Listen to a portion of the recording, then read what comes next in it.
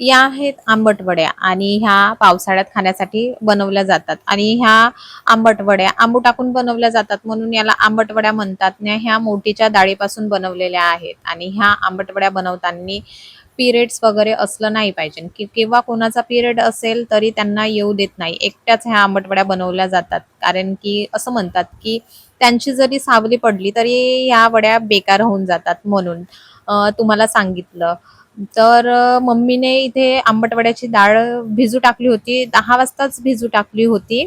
तर 2 तास ती डाळ भिजू दिली आणि नंतर मग 12 वाजता ती धुण्यासाठी घेतली. तर ही डाळ पण तशीच धुवावी लागते ज्या पद्धतीने आपण मुगाच्या डाळीच्या वड्या बनवतो, सेम त्याच पद्धतीने ही डाळ पण तशीच धुवावी लागते.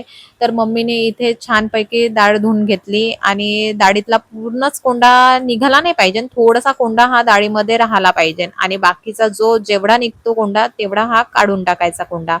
नंतर दुसरं पाणी घेऊन डाळ ही स्वच्छ आणखी रब करून घ्यायची आणि नंतर मग वरवरची डाळ ही चाळणीमध्ये काढून घ्यायची. कारण की खालची डाळ काढली तर त्याच्यामध्ये कूट किंवा बारीक रेती खडे असतात म्हणून वरवरचीच डाळ घेऊन घ्यायची. पाणी टाकू टाकू काढायचं. ज्या पद्धतीने माझी मम्मी करत आहे अगदी सेम त्याच पद्धतीने करायचं आणि पूर्ण डाळ काढून झाल्यानंतर चाळणीत ती वाळू टाकायची.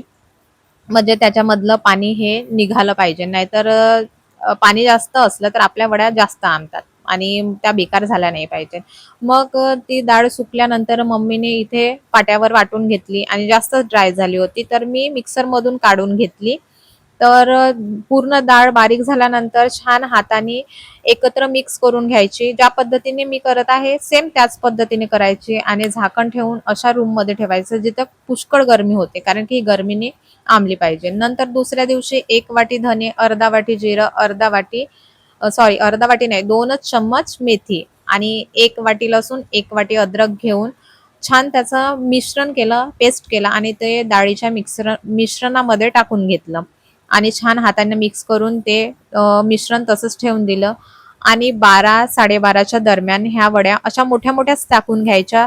बारीक टाकायच्या नाही कारण की ही आंबट वड्या आपल्याला बारीकच करून त्याची भाजी बनवावं लागते म्हणून.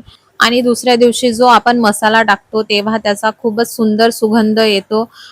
तुम्ही पण नक्की बनवून पहा आणि मला सांगा की कशा झाल्या तर. बाय.